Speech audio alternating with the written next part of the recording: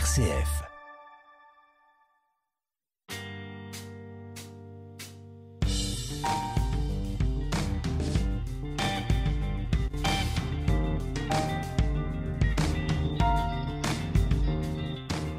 Et on se retrouve pour un nouveau journal de la culture et jusqu'au 13 septembre, eh bien, vous pouvez découvrir les œuvres de Pierre Robichon à la maison de quartier du Pont-Mourinot. Et pour nous en parler, je reçois justement l'artiste Pierre Robichon. Bonjour. Bonjour. Alors, que peut-on découvrir lors de cette exposition ? Un ensemble de tableaux réalisés en acrylique, en Posca, et des estampes, car je fais des estampes lorsque les tableaux sont vendus.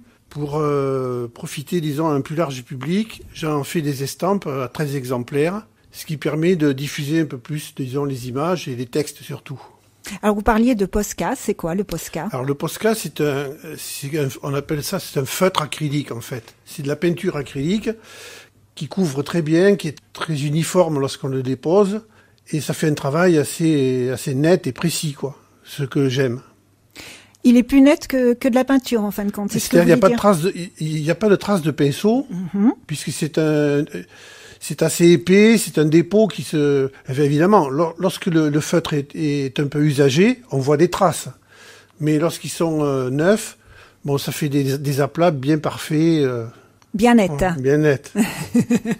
Et alors, justement, on m'a dit, dans diverses expositions et diverses galeries, j'avais proposé ça, disons, à une galerie qui s'appelle l'Espace Saint-Pierre à Paris. Et il m'avait dit, oh, mais votre travail est trop propre. Par rapport à l'art singulier. Oui, l'art singulier, il y a toujours des gribouillis, des machins, oui, tout ça. Tout à fait. Et moi, c'est pas mon truc. J'aime bien que ce soit carré, bien net. Voilà. Qu'il n'y ait pas d'ambiguïté sur le coup de pinceau. Cela fait longtemps que vous peignez comme ça ? Ça, c'est une drôle de question. Depuis toujours, mais j'ai eu une période professionnelle de 1968 à 2008 où j'étais graphiste avec un studio de création et évidemment je faisais la créa et ensuite j'avais des exécutants avec moi. Alors tout d'abord à la main et ensuite les ordinateurs sont arrivés en 89. Je me suis tout de suite jeté dans le numérique et donc parce que j'y croyais fort et je crois que j'ai pas eu trop tort. Et puis arrivé à l'heure de la retraite, j'ai voulu m'arrêter à 60 ans pile, et pour éviter d'avoir un blues ou du moins de nostalgie ou quoi, enfin, etc., je me suis jeté dans l'expression visuelle, qui était mon métier en fait. Mais là, plus personnelle et plus délirante, quoi. Vous parliez du numérique, est-ce que vous l'utilisez dans l'approche de vos peintures ? Alors, en partie, oui, c'est-à-dire, non, pas dans l'approche, au contraire, dans la finalisation ou une expression supplémentaire. C'est-à-dire que lorsque je fais une toile, par exemple, dont je la fais d'un seul coup. Ah oui. Ah oui, il y a pas de retouche. D'une traite. Aucune retouche, rien. C'est ça qui est un peu, qui est un peu spécial. Ensuite, je prends cette toile en photo, je la numérise, je la photographie ou je la scanne, ça dépend du format.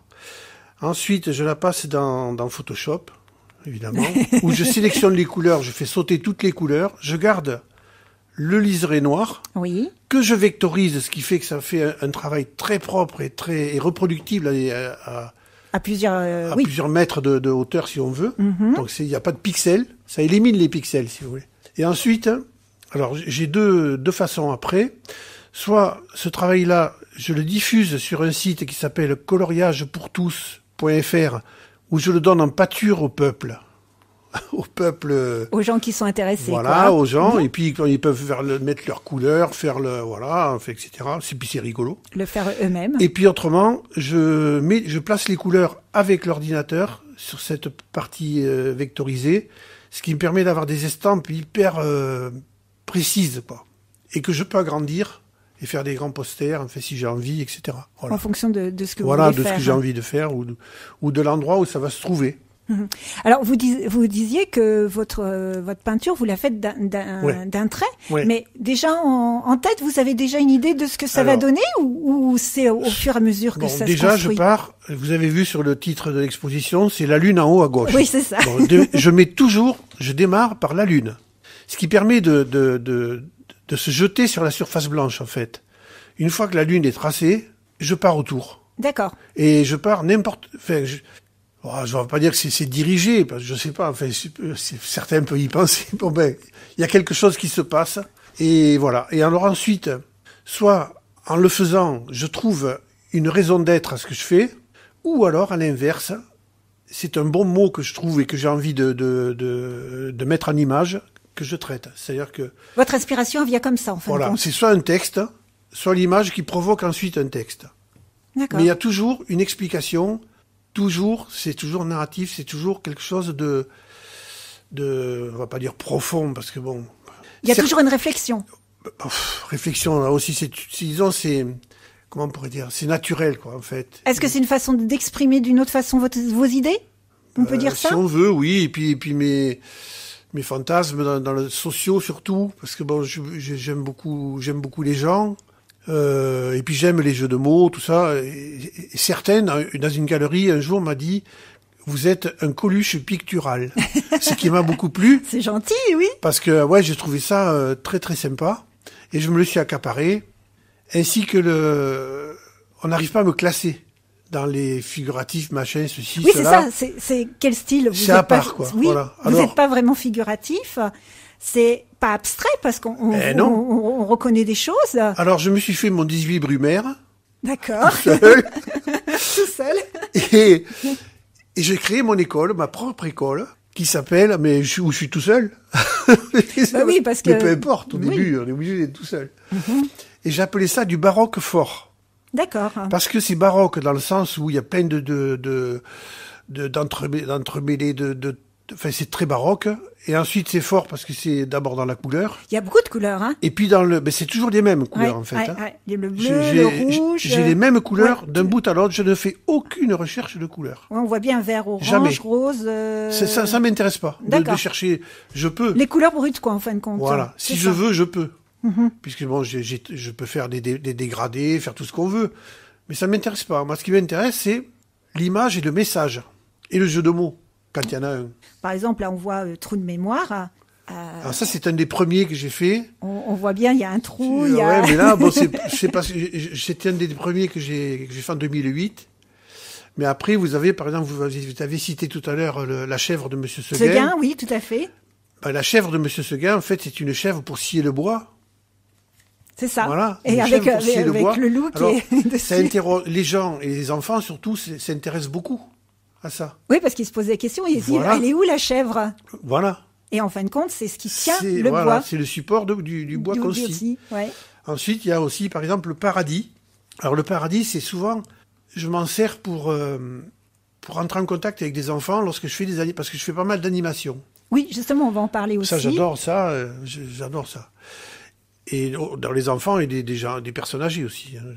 Et alors là, je leur montre le paradis, qui est donc un radis avec un pas. On voit un pas dans le radis lui-même. Voilà.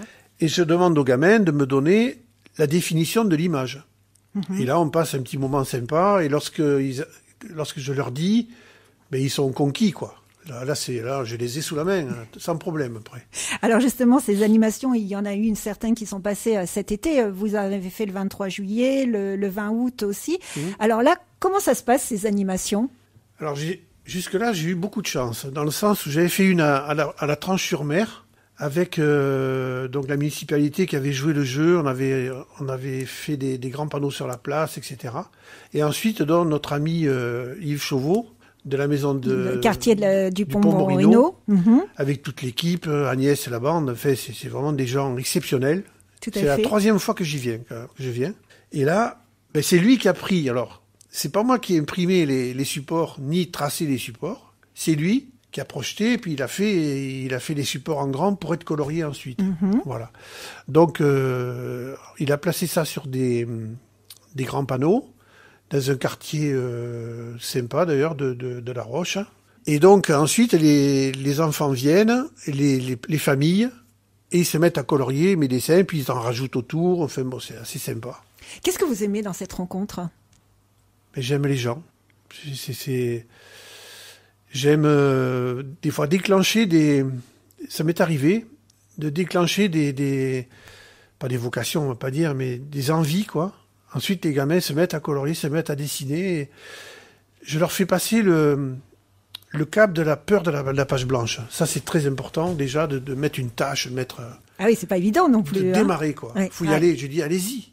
Tant pis. Alors, on sait pas dessiner. Je dis, on s'en fout. Vous voyez, il n'y a aucune règle, aucune contrainte, rien, c'est le bonheur. Voilà. Point. On y va tranquillement Ouais, et ouais, puis après on va voir ce que ça donne, quoi. Je leur apprends aussi qu'on n'a pas le droit de juger le dessin de quelqu'un. Quelqu'un fait, bon, il l'a fait avec son cœur, il l'a fait comme il... Voilà, donc on n'a pas le droit de juger quiconque. Pas possible. Et d'ailleurs, dans ma vie, j'ai jamais jugé personne. Mais alors, j'ai horreur d'être jugé aussi.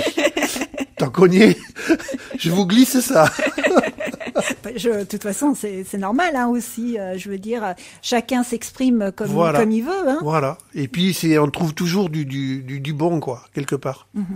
Voilà. Vous parliez tout à l'heure que vous utilisiez que des couleurs brutes. Oui. Pourquoi ce choix? Pourquoi pas l'envie de mélanger pour donner autre chose? Parce que bon, j'ai un gros problème dans le sens où mon grand-père était peintre. Donc il est en bas de ma biographie sur mon site. Et lui, il était doué, quoi, on va dire. C'était un monsieur qui est mort en 1934. Il avait 60 ans. Vous voyez, un vieux grand-père, que j'ai pas connu. Et j'ai toujours eu des tableaux chez moi de lui. Et j'ai toujours eu un complexe, quoi. Donc je suis parti dans une autre direction. Bon, j'en ai fait des tableaux à l'huile, traditionnels. Et d'ailleurs, la toile, ça me convient pas, en fait. Puisque c'est un support que je trouve rétrograde. Pourquoi des clous autour d'un truc, d'un cadre en bois, machin, je trouve ça un peu... rigide? Ouais, puis c'est bon. Alors, bon, j'aime bien le numérique, j'adore. Et puis les possibilités que nous donnent les impressions aujourd'hui, les découpes, tout ce qui est... c'est Mars, quoi. C'est Mars et ça repart. Voilà, exactement. La Lune en haut à gauche est le titre de l'exposition de Pierre Rebichon que vous pouvez découvrir actuellement à la maison de quartier du Pont Morino. Pierre Rebichon, merci beaucoup d'avoir répondu à nos questions sur RCF Vendée. Mais écoutez, je vous remercie aussi. Et puis, bon vent.